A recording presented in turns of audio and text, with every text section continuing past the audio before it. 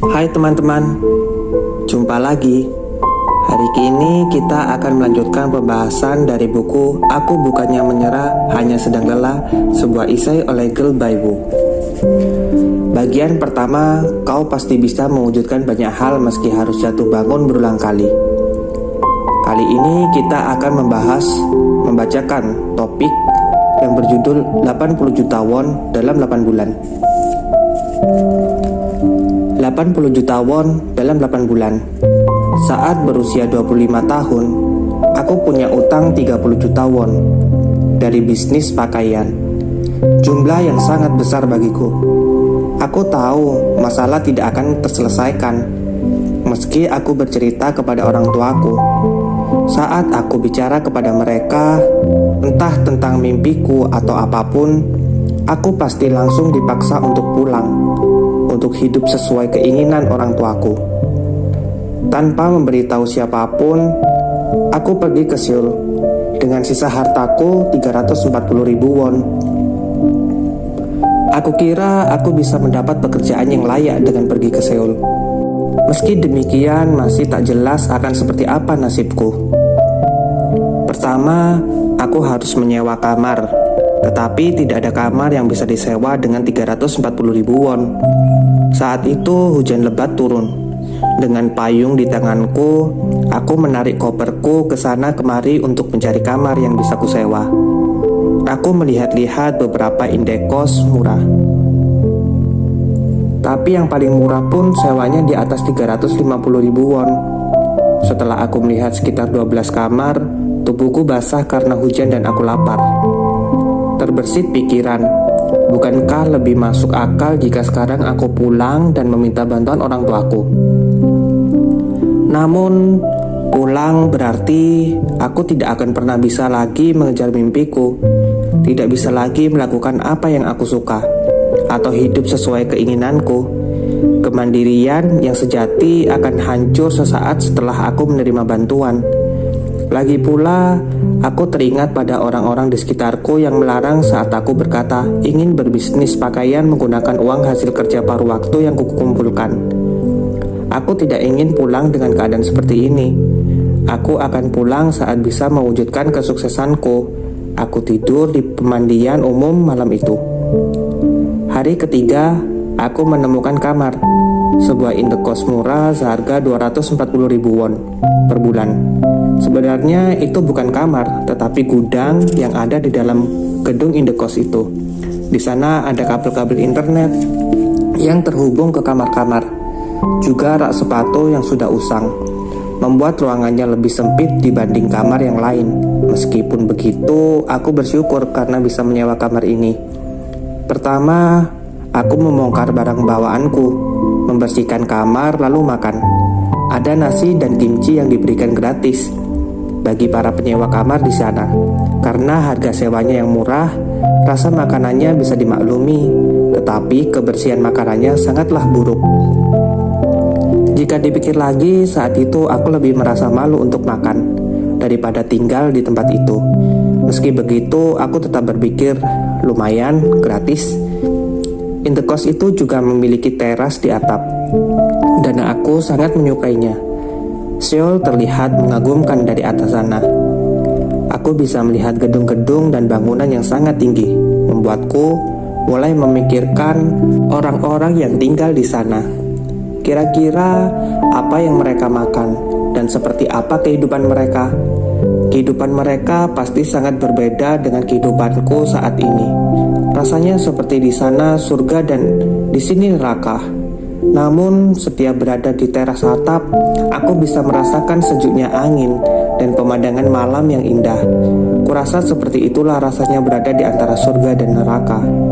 Aku masih bisa mengingatnya sampai sekarang. Kadang aku juga mendatangi tempat itu. Pokoknya saat itu aku harus segera mencari jalan agar bisa membayar utangku. Tenggat pelunasannya adalah 8 bulan. Bisakah aku kembali ke rumah setelah melunasi semuanya dalam waktu 8 bulan? Pertama-tama, aku mulai bekerja di perusahaan ekspedisi. Setelah beberapa hari, tubuhku merasa lelah. Tapi itu bukan hal yang paling penting. Aku berpikir bahwa mencari uang seperti ini membuat kedatanganku ke Seoul tidak begitu berarti. Aku terus berusaha untuk mendapat pekerjaan lain. Secara tak sengaja, aku melihat seorang kakek penjual kue beras. Awalnya aku mengira kakek itu hanya penjual keliling biasa.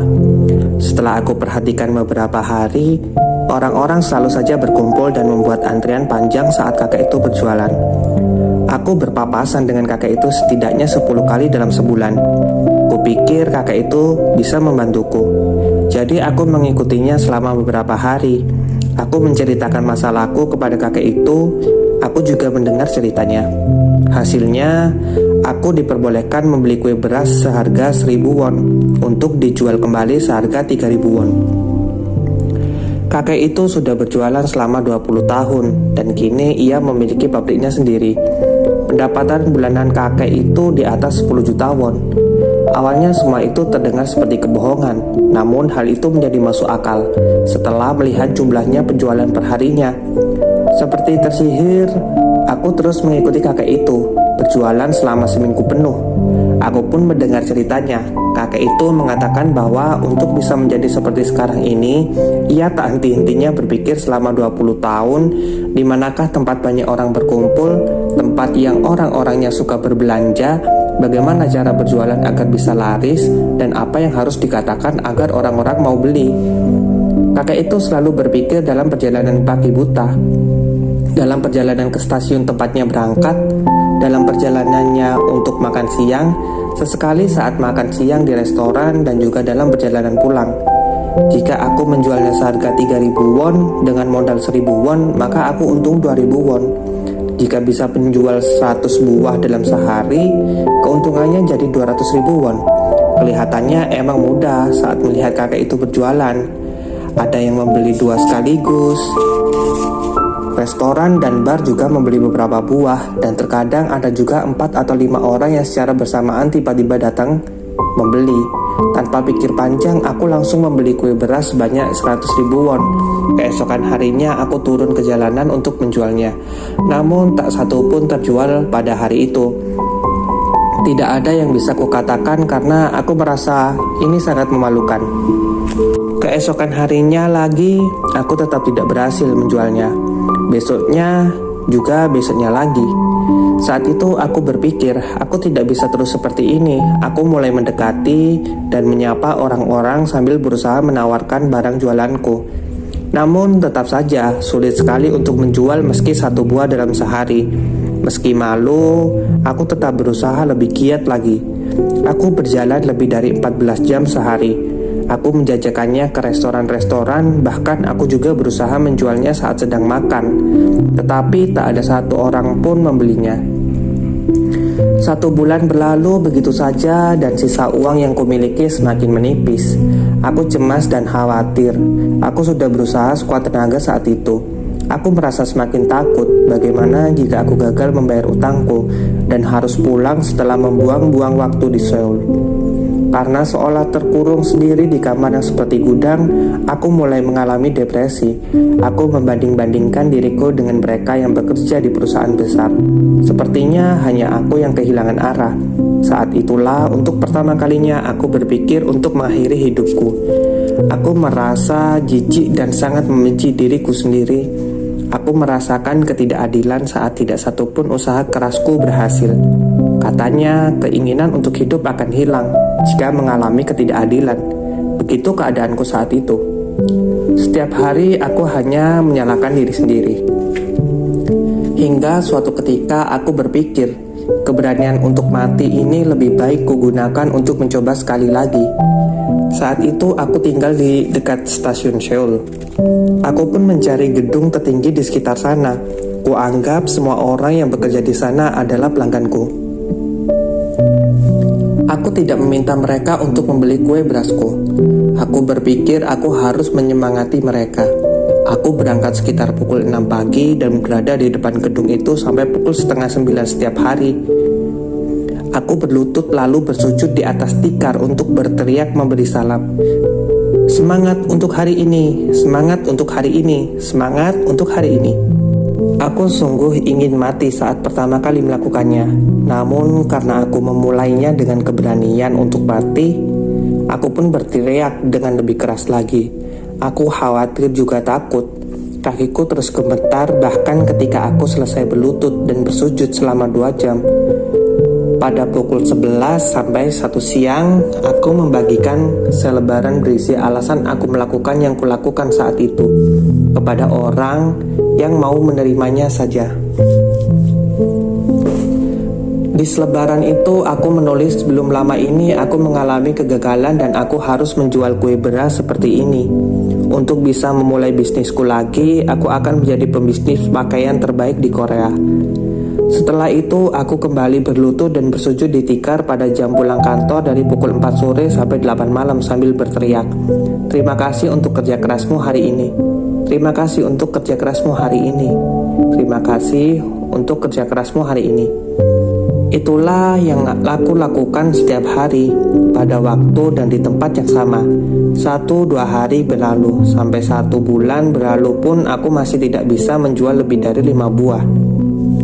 Aku benar-benar bersungguh-sungguh dan terus berjualan di tempat itu. Karena berpikir lebih baik mati saja jika tidak berhasil. Setelah 3 bulan berlalu, aku baru bisa menjualnya dan mendapatkan 40.000 won. Setelah itu tidak ada lagi yang berhasil kujual. Waktu itu aku masih ceroboh, takut, kesepian dan sedih. Tetapi aku ingin berusaha sampai akhir, sampai puncak batas kemampuanku. Aku ingin terus berusaha keras sampai batas akhir kemampuanku, bukan sampai batas yang dibuat orang lain, agar tak menyesali apapun di kemudian hari.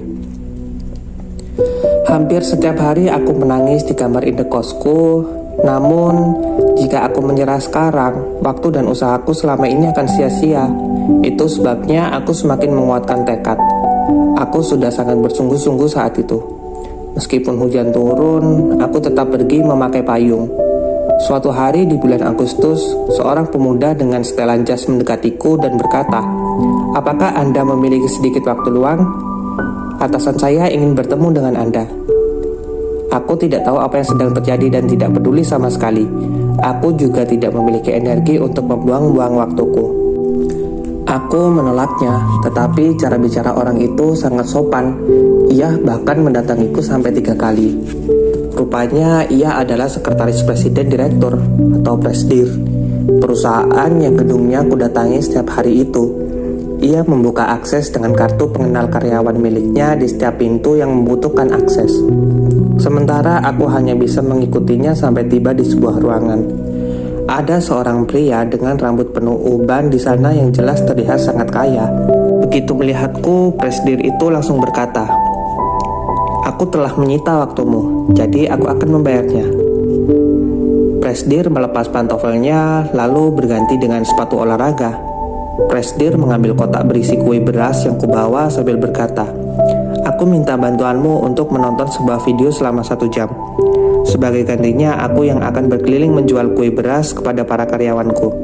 Setelah selesai mengenakan sepatu olahraganya, presdir itu benar-benar berkeliling gedung untuk menjual kue beras. Aku menonton sebuah video isinya seorang pebisnis muda yang berhasil memperoleh keuntungan bisnis terbaik sedunia. Sebuah cerita tentang kesuksesan yang menghasilkan banyak uang. Saat video itu selesai, presdir pun kembali ke ruangan. Presdir memberiku kartu namanya sambil berkata bahwa beliau ingin aku bekerja dengannya. Padahal aku tak punya ijazah perguruan tinggi ataupun latar belakang akademis lainnya. Kemudian presdir itu kembali berkata kepadaku, "Anak-anak muda zaman sekarang tidak tahu arti keren yang sesungguhnya. Mereka hanya tahu bahwa keren adalah memakai sepatu dan jas yang bagus lalu naik mobil mewah. Di antara anak muda yang pernah kutemui, kaulah yang paling keren." Ternyata presdir itu sudah memperhatikan selama 8 bulan.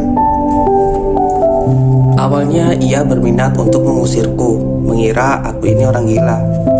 Karena sembarangan berlutut dan bersujud di depan gedung milik orang lain. Namun setelah melihat selebaran yang kubagikan kepada para karyawan, presdir itu pun tahu alasanku. Awalnya ia ingin melarangku. Setelah beberapa hari aku di sana, Tetapi akhirnya ia membiarkanku karena apa yang kulakukan itu terlihat menarik baginya. Ia melihatku yang datang setiap hari, menyemangati orang-orang pada waktu berangkat dan pulang kerja. Suatu hari, tindakanku itu berhasil menyentuh hatinya, hingga ia berpikir bahwa yang kulakukan itu luar biasa. Pasti ia akan berhenti setelah 1 bulan. Pasti ia akan berhenti setelah 2 bulan. Pasti ia akan berhenti kalau datang hujan. Pasti ia akan berhenti kalau angin bertiup kencang. Namun, aku tetap datang selama 8 bulan tanpa melewatkan 1 hari pun. Karena itulah ia ingin mendengar detailnya langsung dariku. Aku pun menceritakan alasanku melakukan semua itu. Presidir itu mengatakan banyak hal kepadaku. Tetapi jujur saja, aku tidak ingat semuanya karena kejadian itu sudah lama sekali. Namun, ada satu kalimat yang masih kuingat sampai saat ini. Sebenarnya, usaha yang kau lakukan dengan keras sampai membuatmu ingin mati adalah usaha yang akan membuatmu tetap hidup. Alasanku menghabiskan waktu menjual kue beras tentu saja karena aku sangat ingin memulai kembali bisnis pakaian. Jadi aku menolak tawaran presidir dengan sopan. Aku juga memberi kartu nama murahanku yang hanya terbuat dari kertas lusuh sambil berkata, "Silakan hubungi saya kapanpun jika perusahaan Anda membutuhkan kue beras." Aku pun keluar sambil berurayan air mata. Air mata ini berbeda dengan yang aku teteskan saat menangis di kamar indekos. Bukan karena keadaanku yang malang dan kesepian, namun karena seseorang yang lebih dulu sukses menyemangatiku dengan berkata bahwa aku sudah menjalani hidup dengan sangat baik dan memberitahu bahwa caraku sudah benar. Jika yang kulakukan ini sudah benar, tidak apa bagiku untuk terus seperti ini. 1 bulan kemudian ada panggilan telepon dari nomor yang tidak kukenal. Telepon dari sebuah perusahaan yang membutuhkan kue beras untuk seluruh karyawan. Bertanya, apa aku dapat memenuhi jumlah yang mereka butuhkan? Aku memenuhinya dan berhasil menjual kue beras hingga 80 juta won. Mungkin saja presidir yang merencanakan semua itu. Berkat itu, aku akhirnya bisa membayar utang dan menikmati waktu yang terasa seperti mimpi. Setelah itu, aku kembali terjun ke bisnis pakaian yang akhirnya gagal lagi. Masih akan ada banyak kegagalan di kemudian hari, tetapi aku sudah mempelajari cara untuk menghadapinya. Aku jadi tahu cara menjalani hidup sesuai cita-citaku dan bagaimana akan hidup di masa depan. Aku jadi mempercayai kesungguhanku. Itu sama seperti percaya pada diriku sendiri. Aku memang bisa gagal, tetapi aku juga yakin mampu menghadapinya. Untukmu yang membaca tulisan ini, jika kau dihadapkan dengan situasi yang mengharuskanmu untuk bersungguh-sungguh, aku harap kau tidak menyerah dan bisa mempercayai kesungguhanmu.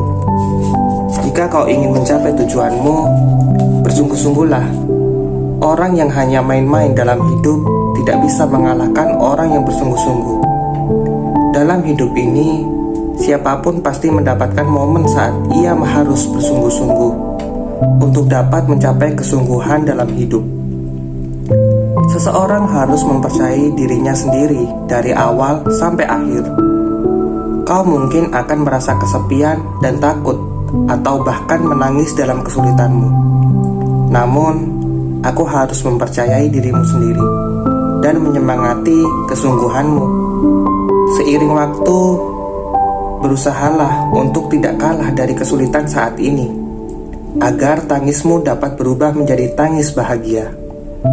Aku akan mendukungmu agar kau dapat melangkah melalui hari esok. Kau dan aku pasti bisa membuat bunga bermekaran. Bunga yang menggambarkan hidup keren yang hanya dimiliki oleh kita. Nantikan kisah selanjutnya yang bisa memberi wawasan yang lebih luas dari buku Aku Bukannya Menyerah, Hanya Sedang Lelah, sebuah esai oleh Gil Bawo. Terima kasih, stay safe, dan jangan lupa bahagia.